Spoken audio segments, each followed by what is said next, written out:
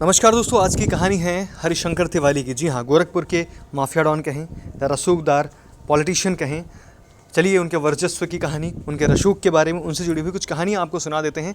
और अगर आपको ये स्टोरी पसंद आती है और इस पर अगर आप लोगों की अच्छी प्रतिक्रियाएँ आएंगी, अच्छे लाइक्स आएंगे, सब कुछ आएंगे, तो अगली स्टोरी जो है, अगली कड़ी उनकी पूरी स्टोरी के बाद बताएंगे। जैसे कि श्री प्रकाश शुक्ला और ये सारी चीज़ जिन पर वेब सीरीज भी बन चुकी है, तो कैसे क्या कहानी। तो चलिए आपको पहले इनकी पहली कड़ी में आपको बताते हैं।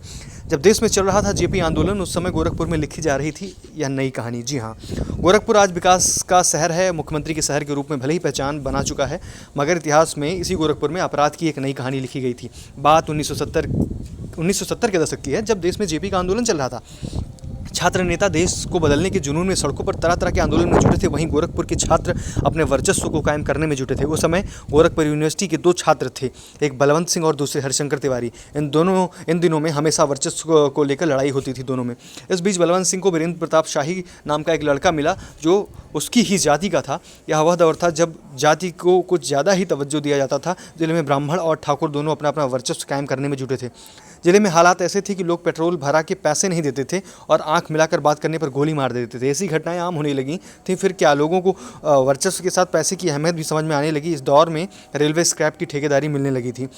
उसके बाद जब गैंग वार स्टार्ट हुई, उसके बारे में बताते हैं। बताया जाता है कि ठेके के माध्यम से बड़ी आसानी से पैसा कमाया जा सकता था। हरिशंकर तिवारी और वीरेंद्र शाही दोनों अपने गुट को मजबूत करना शुरू कर दिया। इटली के माफियाओं की तर्ज पर गैंग बना लिया गए। दोनों माफियाओं के बीच जारी वर्चस्व की जंग में पूरा शहर हिल गया। मंडल के 4 जिलों में कहीं न कहीं रोज गैंगवार में निकली गोलियों की तड़तड़ाहट सुनाई देती थी। आए दिन दोनों तरफ कुछ न कुछ लोग मारे जाते थे, कई निर्दोष लोग भी मरते थे।